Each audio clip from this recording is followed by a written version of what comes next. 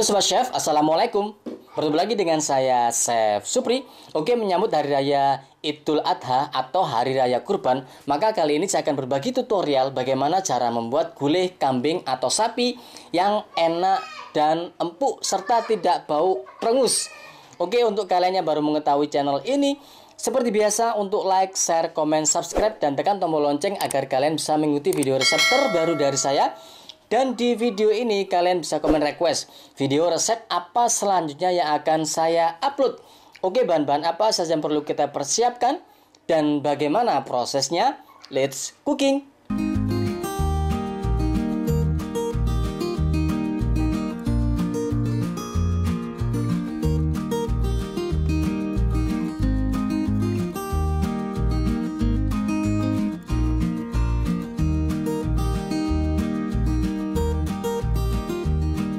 Dagingnya, ini daging kita potong slash atau tipis-tipis ya.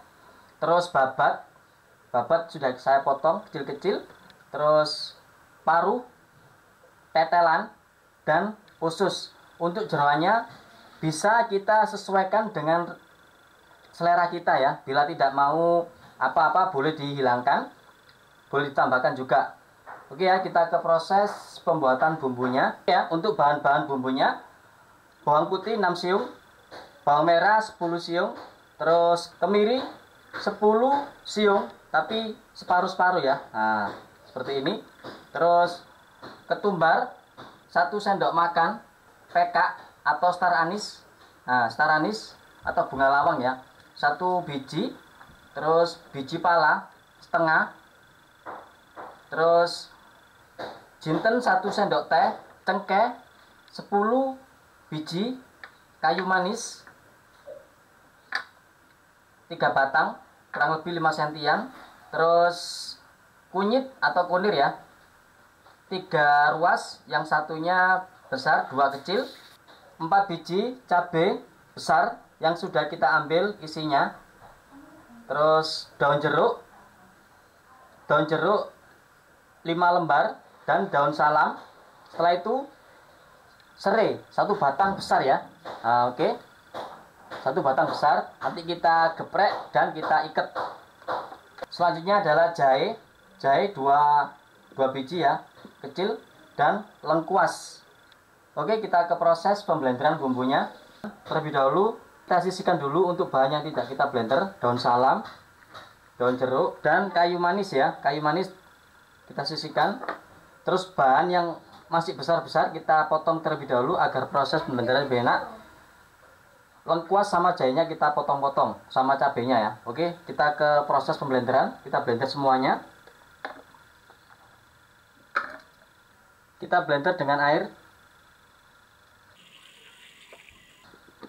Kita blender sampai halus. Oke, cukup. Kita ke proses pemasakannya. Oke ya, kita masukkan bumbu blenderannya.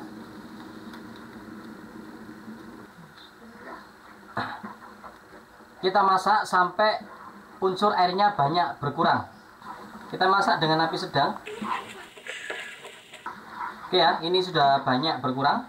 Kita masukkan minyak cukupnya.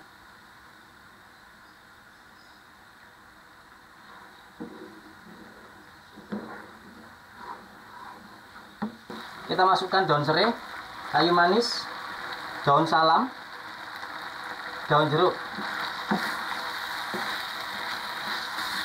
Kita tumis kurang lebih 2 menit dengan api kecil atau dirasa sampai bumbu ini harum. Oke ya, saya rasa cukup. Ini sudah harum.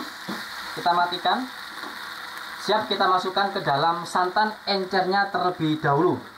Apa yang buat santan? Ini saya beli Rp3.000. Nanti kita jadikan 500 ml kental dan 700 ml yang encer. Oke ya, sebelum kita ke proses pemasakan, terlebih dahulu untuk jeroannya itu kita rebus sebentar, atau istilah Jawa itu saalupan ya. Nah, ini untuk membuang aroma-aroma tidak sedap seperti di babat, usus ini ya. Biar untuk kuahnya bisa kita dapatkan kuah yang tidak beraroma perengus kambing atau sapi. Nah, oke ya. Kita masukkan juga untuk tetelannya. Nah, oke ya. Oke ya, kita tunggu sampai benar-benar mendidih. Nah, ini ya sobat ya. Ini seperti buih-buih atau lemak ini ya, yang terangkat ke atas. Itu kalau kita ikutkan ke kuah kadang beraroma tidak sedap. Oke, saya rasa cukup ya. Kita matikan dan kita buang airnya. Kita cuci 2 kali bilasan untuk jeroan. Selain paru ya, paru itu tidak apa-apa, kita masak langsung dengan dagingnya. Nah, oke ya, kita masukkan santan encernya terlebih dahulu. Kita masukkan bumbunya. Oke ya, saya sisakan sedikit buat nasi goreng ya, ini bisa ya, jadi kita masukkan.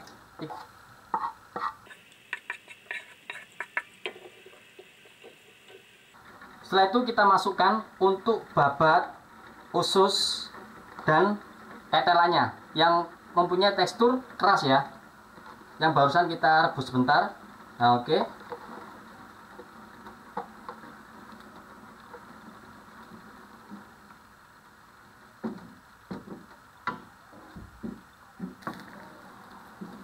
Nah, oke sobat ya, ini sudah mendidih. Kita kecilkan api dan kita tutup.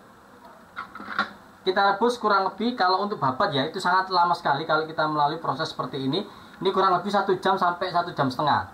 Oke ya, kita rebus sampai empuk. Bila menginginkan proses lebih cepat, untuk babatnya bisa kita presto terlebih dahulu, karena untuk tekstur yang lebih keras itu babat ya. Nah, oke. Sekali tempo kita cek. Nah, ini airnya banyak menyusut walaupun belum 1 jam ya. Jadi kita berikan air lagi sampai kita dapatkan tekstur babat yang empuk. Kita didihkan lagi dan kita tutup. Oke ya, ini sudah 1 jam lebih sedikit. Kita buka. Oke, setelah itu kita tes untuk tekstur dari babatnya ya. Nah, oke. Ini sudah empuk ya sobat ya, tapi kurang sedikit. Terus pada waktu ini kita masukkan untuk dagingnya dan paru. Kita tambahkan air kurang lebih 300 ml. Kita tunggu kurang lebih 25 menit lagi untuk bisa mengempukkan dagingnya. Kita tutup. Oke ya, ini sudah kurang lebih 25 menit. Kita tes tekstur dari dagingnya. Oke ya. Oke, saya rasa cukup ya. Ini sudah empuk tapi masih ada tekstur dagingnya. Setelah itu kita masukkan santan kentalnya.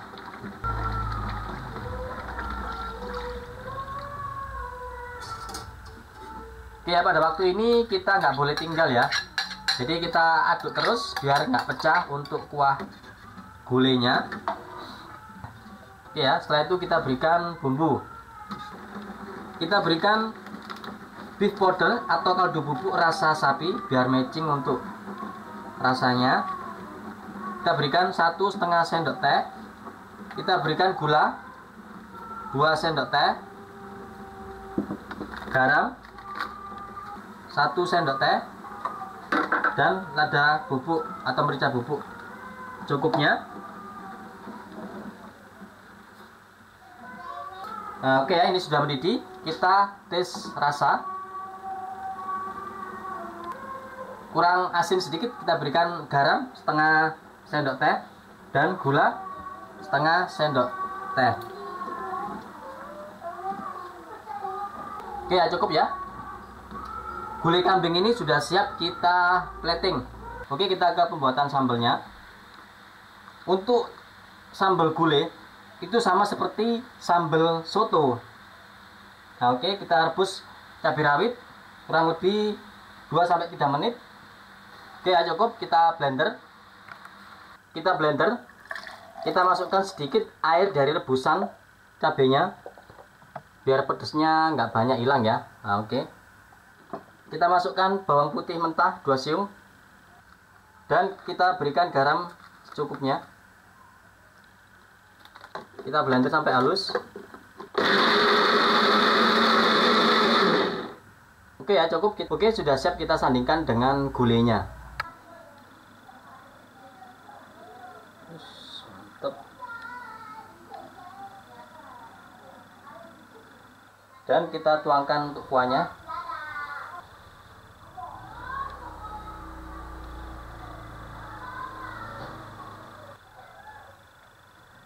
Dan kita taburkan bawang merah goreng. Terus mantep. Oke ya, setelah itu kita dampingkan dengan sambal dan jeruk nipis, tidak lupa kecap manis. Oke, kurang lebih penampilannya seperti ini. Ikuti video ini sampai selesai.